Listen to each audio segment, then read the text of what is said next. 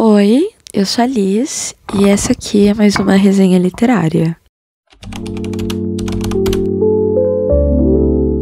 Semana passada, eu acho, eu li Catabases, da R.F. Kuang, e de Catabases eu migrei automaticamente para Babel, da R.F. Kuang, que é diferente de Catabases, que foi a última resenha que eu trouxe aqui para vocês, é um realismo mágico e não uma fantasia propriamente dita. Em Babel, a gente vai estar acompanhando o Robin, é um menino chinês que é levado para a Inglaterra por um professor de Oxford para ser assim o mais novo prodígio desse professor, né? Então esse professor pega a tutela do Robin. Então ele já é um menino chinês que teve... A gente tem todo o contexto ali, mas ele teve estudo de inglês durante a vida dele, né? Mesmo ele não sendo de uma família rica, ele teve o estudo do inglês por vários contextos. E aí, quando ele vai para a Inglaterra, além de estudar o inglês, ele também vai ter que continuar estudando o chinês, estudar grego e estudar latim, para que assim ele consiga ir para Babel, que é o principal prédio de Oxford, né, tipo assim, da Universidade de Oxford. Eles têm o Instituto de Tradução, que é Babel, e em Babel está concentrado todo o poder da Inglaterra, porque no Instituto de Tradução eles fazem a magia acontecer de verdade. Como eu disse, é um realismo mágico, então ele mistura muitos fatos reais da história britânica e de toda uma questão de colonialismo, início assim do capitalismo, revolução industrial, toda essa questão do trabalho. Ele traz essas pautas que realmente ocorreram, só que de um ponto de vista onde a prata nesse universo ela é correspondente de magia. Então, qual que vai ser o sistema de magia aqui, que é o que o nosso querido Robin vai estar estudando? Eles usam das palavras como fonte de magia junto com a prata. Então, eles buscam palavras que têm o mesmo significado, mas têm origens de palavras diferentes, de uma forma que, mesmo elas significando a mesma coisa, elas podem significar outras coisas. Esse paradoxo entre as palavras cria uma força ali na prata, uma energia que faz ali a magia acontecer. Então, eles usam a prata para praticamente tudo que vai meio que facilitar a vida deles. Mas todo o poder é usado para coisas além, principalmente quando a gente fala de colonialismo e capitalismo e tudo isso. Então eles acabam concentrando esse poder da prata dentro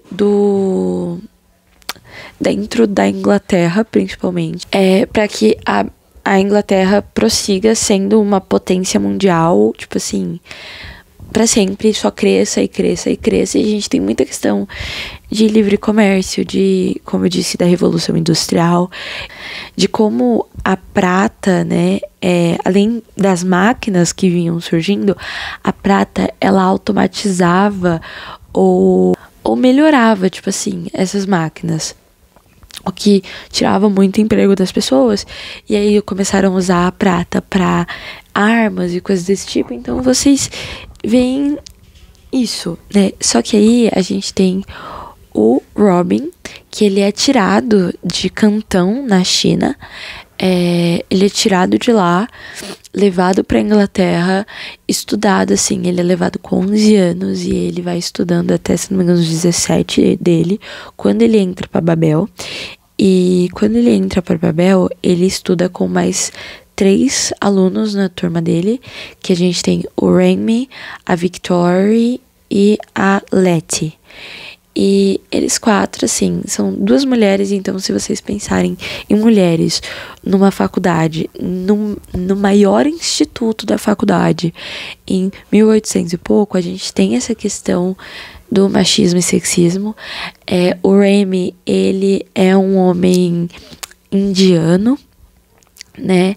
Então a gente tem a questão do homem chinês, do homem indiano, duas mulheres e uma delas sendo negra e, se eu não me engano, ela é ex-escravizada, pelo que eu consegui compreender da leitura. Então a gente tem todo esse contexto e por mais que dentro do Instituto de Tradução a língua deles fosse muito valorizada, a gente ainda tem muita questão do preconceito dentro da história. Então, quando o Robin, ele vai pra Babel e ele tem toda essa questão, tipo assim, dos amigos dele, porque a gente tem ali um certo found family em boa parte do livro, né? Eu acho que o livro ele é bem dividido em duas partes, né? Então a gente tem eles antes do antes do quarto ano em Babel e eles depois do quarto ano em Babel.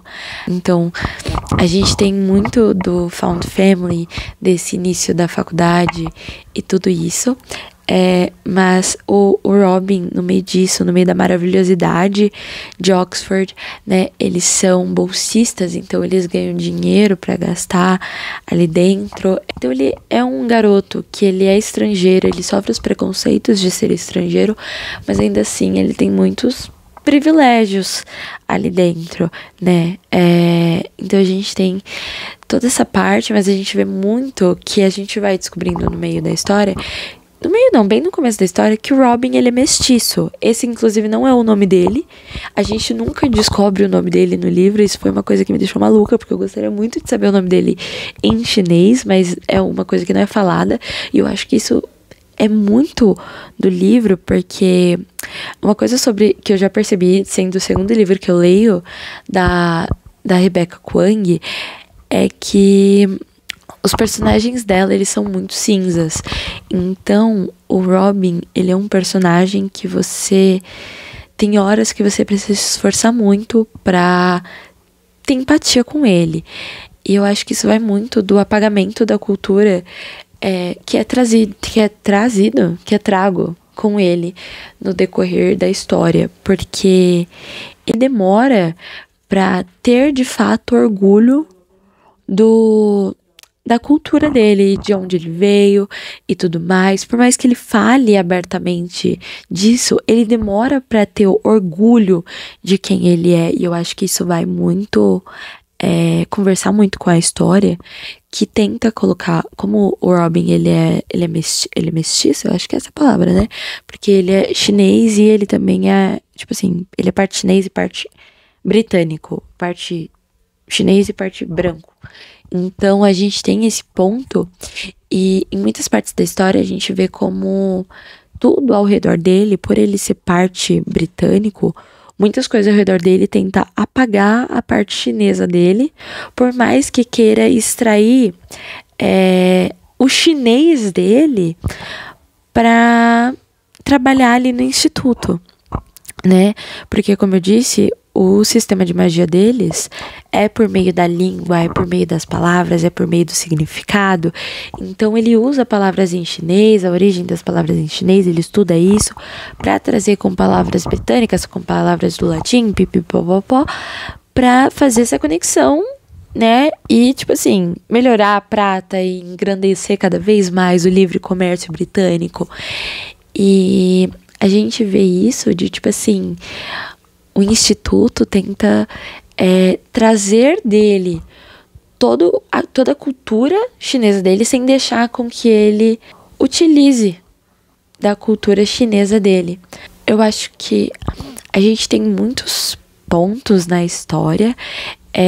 Uma coisa que eu queria falar, além de que eu tenho gostado muito, né, é a parte da revolução, né, quando o Robin ainda tá no começo do livro, ele descobre a Sociedade de Hermes, que é o oposto de Babel, né? Então, Babel é o crescimento da potência britânica, enquanto a Sociedade de Hermes quer acabar com tudo isso, porque uma coisa que a gente vê no livro é como a gente tá ali na época abolicionista, mas a gente vê que os países de onde é extraído, né, de onde eram tirados esses escravos, de onde eram tirados mercadoria e por aí vai, é extremamente precário. E eles não utilizavam a prata para esses outros países, porque tipo assim, são países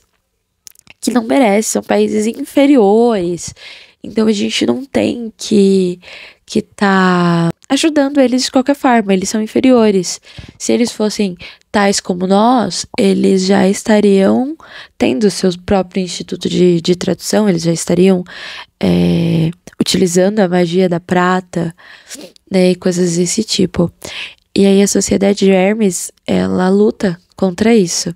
A gente vê muito do conforto, né, e do medo que o Robin tem durante a história, porque quando ele vê a Sociedade de Hermes, ele sente aquela vontade de, tipo assim, putz, eu quero fazer o bem, eu quero ir lá e, sabe, ajudar quem precisa, então eu vou participar. Mas ele faz o mínimo. Ele faz o mínimo e ele não quer se entregar para aquela revolução de fato, porque ao mesmo tempo que ele quer ajudar a origem dele, com tanto apagamento da cultura dele durante os anos, ele se vê ali no conforto. Tem uma frase muito interessante do livro, quando ele e o Remy, principalmente o Remy, né, porque como o Robin, ele é meio britânico, ele consegue, de longe, se passar por um cara branco. Mas o Remy não, porque o Remy é indiano, então ele é um cara de pele marrom. E aí, tem uma cena onde eles sofrem, tipo, um preconceito bem grandão. E aí tem uma citação que é: eles eram homens em Oxford, eles nunca seriam homens de Oxford. Demora muito pro Robin entender esse ponto.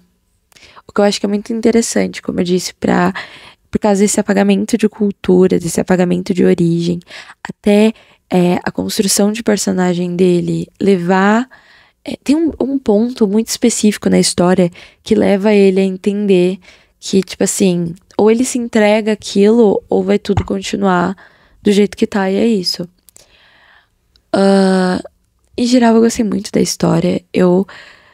Fazia muito tempo que eu não lia um Dark Academia de verdade, tipo assim, né, agora eu li Catabases, e eu li esse, e eu gosto muito dessa questão de realismo mágico, que traz história, e traz fantasia, e tudo mais, né, quando traz história, e traz elementos mágicos dentro da história que aconteceu, de verdade. Eu acho isso muito legal. Eu gostei muito dos personagens. A Rebecca Kuang, ela escreve de uma maneira muito boa. Eu não vou falar que o livro é fluido, eu acho que Catabases foi muito mais fluido que Babel, mas é uma leitura que é densa, mas se você ler com calma, você consegue aproveitar muito da leitura. Eu dificilmente demoro, tipo assim, 2 semanas pra ler um livro e coisa assim. E esse eu demorei. Eu acho que eu demorei, na verdade, 1 semana e meia e não 2 semanas. Mas eu demorei, assim, um tempo razoável com ele. Mas, assim, não me arrependo. Eu acho que se eu tivesse lido correndo, eu não ia ter aproveitado e entendido tanto da história. Eu dei 5 estrelas. Eu acho que a Rebecca Kuang tá caminhando pra ser uma das minhas escritoras favoritas de fantasia. Ai, quanto tempo isso não acontecia. Eu acho que eu falei isso em Catabases, na resenha, que fazia muito tempo que eu não conseguia ler livros de fantasia, né? O último que eu acho que eu tinha lido antes de A Saga dos Corvos, Catabases e esse, eu acredito que tivesse sido Quarta Asa, que é uma romantasia, né? Não uma fantasia propriamente dita. E em questão de fantasia, eu sou muito mais chegada em fantasias e distopias e realismo mágico. E eu tava lendo muitos romances, e agora eu estou lendo muitas fantasias.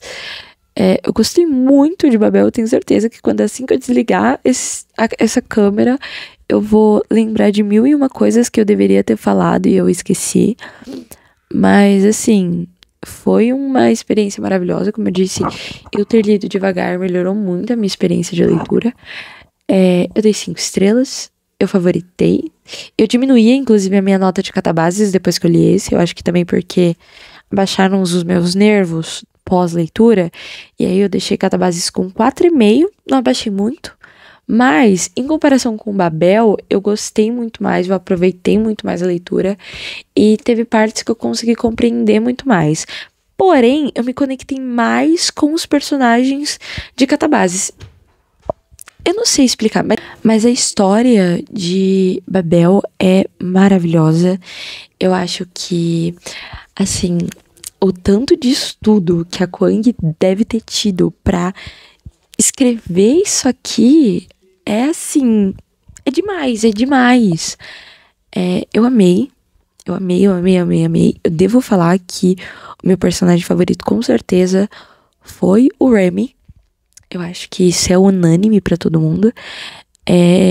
Mas tiveram outros personagens também que tiveram muito meu apego. O Griffin, que é um personagem que ele te deixa meio balançado, você não consegue entender ele muito bem.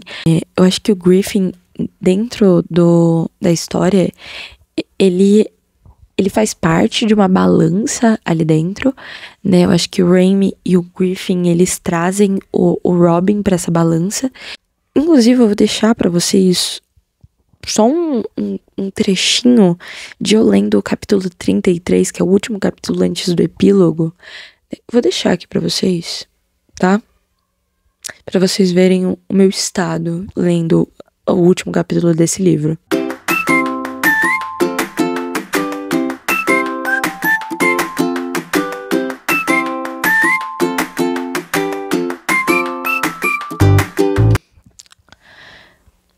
E assim, é isso, né? Eu acho que eu já dei todo o meu veredito. Eu amei tudo, me sinto muito mais inteligente quando eu leio um Dark Academia assim. E eu aproveito a leitura, eu não fico, tipo, forçando isso na minha cabeça. E eu acho que é isso. 5 estrelas, favoritado. Inclusive, eu voltei a ler um romancezinho desse tamanho, deve ter 200 páginas, só pra eu dar uma derretida no meu cérebro. Cérebro? Tá certo. Dar uma derretida no meu cérebro antes de ler Guerra da Papoula, da R.F. Kuang. Eu já tô com os 3 livros. Estão guardados, inclusive, aqui na parte de cima da estante. Mas eu já tô com os 3 livros e eu estou maluca pra ler, porque faz muito tempo que eu não leio uma fantasia com distopia, com realismo mágico, história e tudo isso. E eu sinto que é um livro que ou eu vá ler assim, que livro pé no saco, ou eu vá amar muito. Vou ler esse romance. Inclusive, eu nem sei, é dessa autora aqui, que o outro livro ele tá na bolsa. Mas é dessa série aqui, é o primeiro, dessa série aqui da Laurie Gilmore, que é esses romancezinhos de cidade pequena, que eu tentei ler o primeiro e eu não consegui, aí tô tentando voltar pra ele agora. E aí eu vou tentar ler esse daqui também, que eu sinto que pela sinopse e pelos plots, tropes, pelos tropes eu acho que eu vou gostar mais, mas eu quero ler o primeiro. Aí eu vou dar essa derretida no meu cérebro primeiro com esses 2 livrinhos de romance que são bem curtinhos, né? E depois eu vou tentar ler A Guerra da Papoula. E aí eu acho que eu vou trazer vlog de Guerra da Papoula aqui pra vocês. Não é uma certeza, mas eu vou tentar. De qualquer forma é isso. Eu espero que vocês tenham gostado. Eu espero que eu tenha instigado vocês de alguma forma a ler Babel, porque é um livro do cacete. Eu amei esse livro. Eu tô, tipo assim, maluca por ele. E eu espero que todo mundo tenha a oportunidade de ler esse livro. E, assim, ele é um tapa na sua cara de diversas formas. Além de ser muito interessantíssimo. E é isso. Um beijo e tchau!